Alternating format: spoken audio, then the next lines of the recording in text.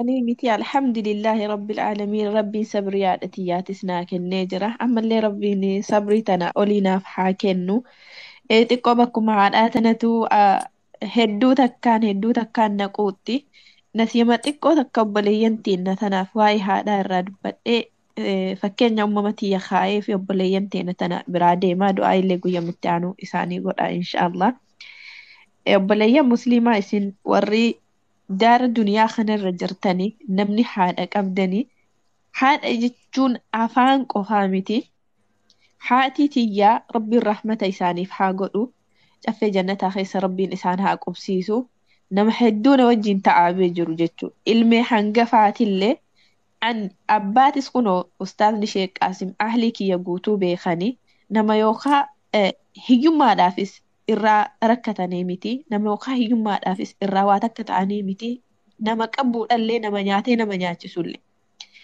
haati tiyyaa anaa hadha Ummu Zubeer jedhanii yaaman tana dugdatti qoraan baattee na guddiste hubadhu namni haadha qabdu kan as teettee osoo maallaqas qabdu maallaqni tun haadhateetiif buna isiitiif garaasi nyaatte wallahi haadha tantee dilii haadha tanteetii jalaan baatu yaa obboleetti tiyya yaa obboleessa kee haati tiyya qoraan baattee na guddiste biddeen gabarraa bittee na guddiste ila dhabdee yoo mana isiititti dhabdee ilmeen tiyya alaan nyaattu suufaa tiyya bakkaan gaadha barsiisee barnoota ilmiitis barnoota teknooloojiitis barsiisee galmaan gahadha balbala namaa dhaabbattee haati koo guyyaa takka bunan kadhattu wallahi qoraan baattee na guddiste obboleeyyan kiyya akka ilmi namaa qoraan hin baatu kan baatu harree fi fardan hin beeytani qoraan baattee na guddiste ilaa na guddisteetis gaafa uf beekee haadha tiyyatti hin boonne takkas itti hin boonne takkas mucattii tiyyas ergadhee sirraa hongaye naan jettee hin beeytu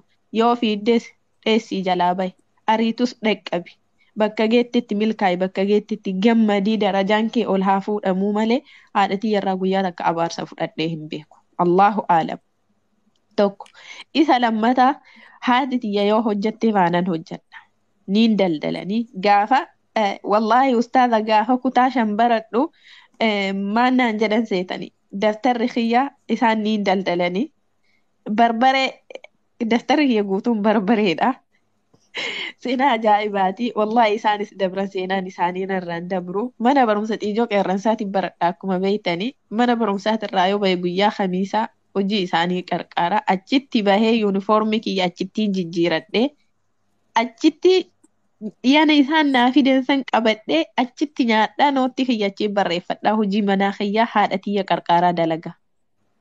Atiin isii haadha qabdu ta haadhateeti uf jajjee ta haadhateeti boontee itti uttaaltee biraa baatee gaafa ati teessirraa dabrite ati xiyyanirraa dabriteettee dhagaa mukaan uf dhuftu dhaggeeffadhu. Ta haadhateetii dura dabdee ta haadhateetii boontee maallaqa har'a baattee rabbiin ni'ima fayyaa sii kenne tana isii ergitee ummaatii itti hara baafadhu jechuu sitti ulfaatti.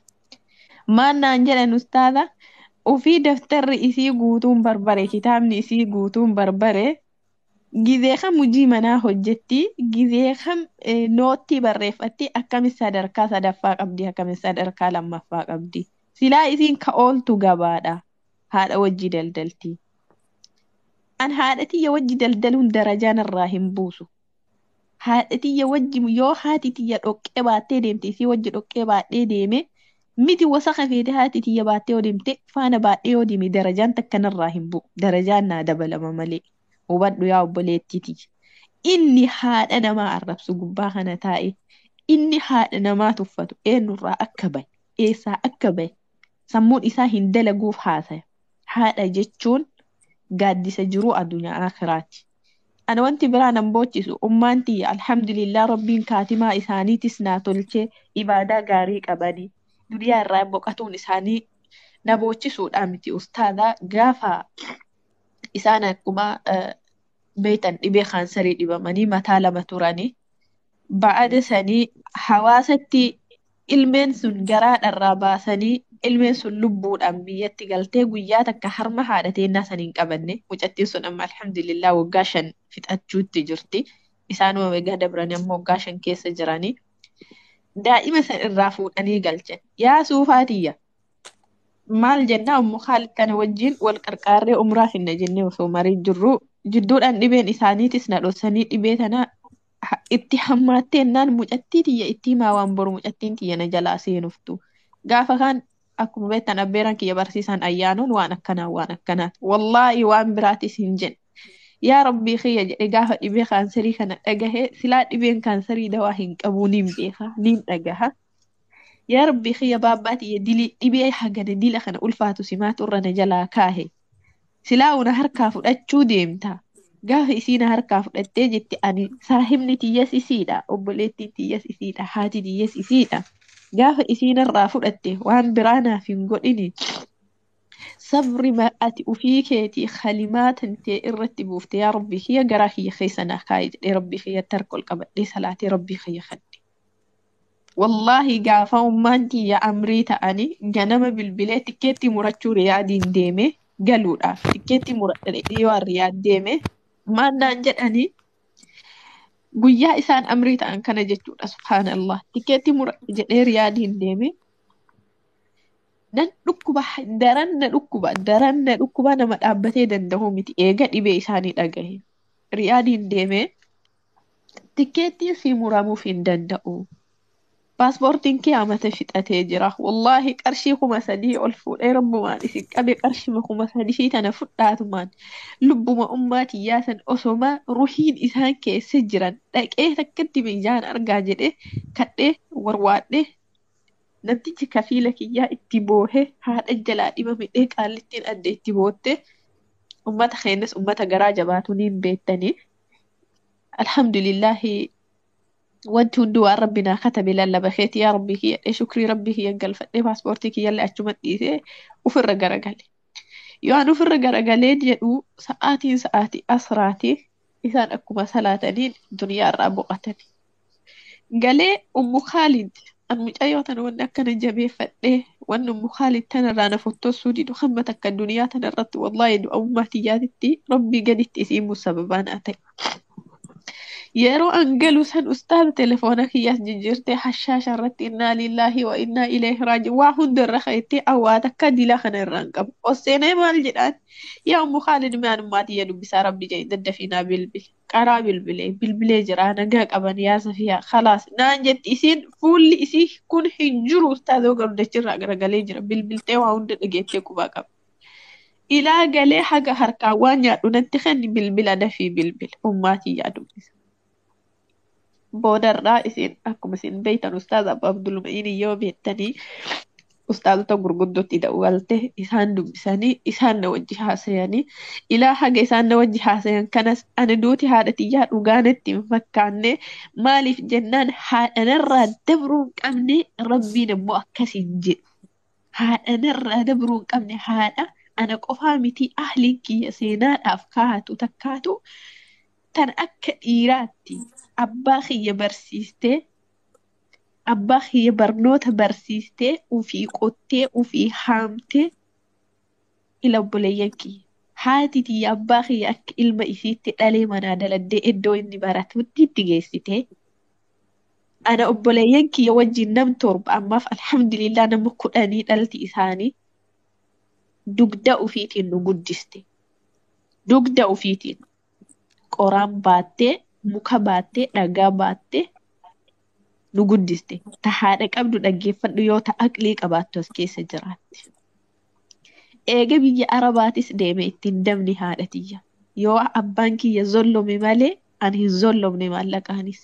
Baatirraa waan dalagu ummaan tiyya amma booda gabatti deebitee madabarran teettu. Ummaan tiyya manatti bunni dhufaaf sukkaarri dhufaaf manatti barbareen hojjetamaaf. Tartiibaan waan godhamuuf. Amata 6 ummaatiyyaaf jecha Suudi Arabiyaa riyaal takkaan hojjetanne ustaas Sheek Qaasim. Amata 6 ummaatiyyaaf maaliif galata isaanii deebisuu osoo hin taane hamma takka qarqarsanii ta'abii isaanii sanirraa baasaaf. Garuu alhamdulillah ta Rabbi jedhee caadaa ta'an jedhee miti. Ana mallee wallaahi sabri ummaatiyyaa hedduun qabaa daraan qabaa li'annuu du'aayin isaaniitis ilaa hadhaatis nafaana jirti. Du'aayin ahlii kiyyaatis nafaana jirti.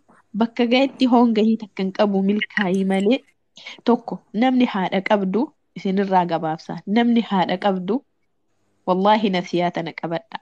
Namni haadha qabdu haadhatee ittiin dabii waan qabdu. Ta abbaa manaa qabdullee abbaan manaa kan kee suni ila ka haadhateetiif waa hin godhin sii jedhu suni samii haa seenu. Haati tee argamnaan ati argamte. Dhiifamallee naa godhaa warri dhiiraa.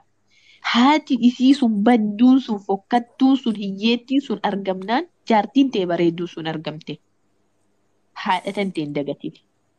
Abbaa manaa kee xariiqaa feetiin irraa fuudhii baatii lamarraa baatii sadirraa baatirraa haadhateetii masruufa godhu. Isiin haadha hin qabnes dhaggeeffadhu akka tiyyaa. Yoo gadi baates neen argitaa mi'aamela kararra jirtu. Onlaayin irra fidnaa bar carqii onlaayin irratti fidnaa of beennaa obboleeyyan. Birrii hin qabnu hin jennu birrii sadaqaa dhabne malee birrii onlaayin irraa carqii hin guurrus hin dhabnu. Birrii indoomii hin binnus hin dhabnu. Warri indoomii nyaatan ani indoomiin jaaladhuti yaa'u. Dabalataan ammoo wallahi birri waan argine boorsaadhaan binnu caammaadhaan binnu gurdii sheeppii qabu maalii jedhanii fustaana jedhanii onlaayin irra raasanii haga baanee dirannee feesbuukaaf tiktook irratti of gallakkifne achirratti ka ija qabu guutuun nu laalee nutti kofluu fi ka koomentiin nu jala deemuu hin dhabnu. Isiin haadha hin qabne kallattii gabbaatutti sadaqaan kiristaana sadaqatte islaamaaf sadaqatte wallahi sirraa qeebalamti nafsi yaa haadhateetiitiin sadaqannaan itti gaafadhee jirallee.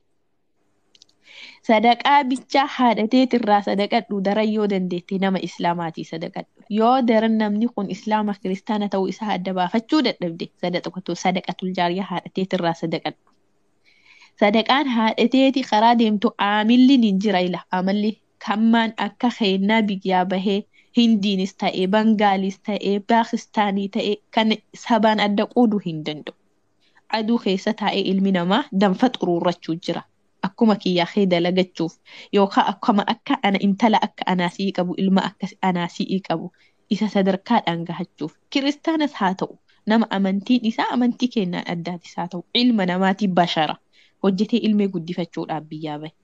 Kaartoona lamaa sadii bitii yoo karaa deemtus bishaan kun haadhatiyyaati. Sadaqaa haadhatiyyaati. Yaa Rabbii kiyya narraa qeebali. Ummaatiyya jannatul firdawsiin keessa naa kaayi.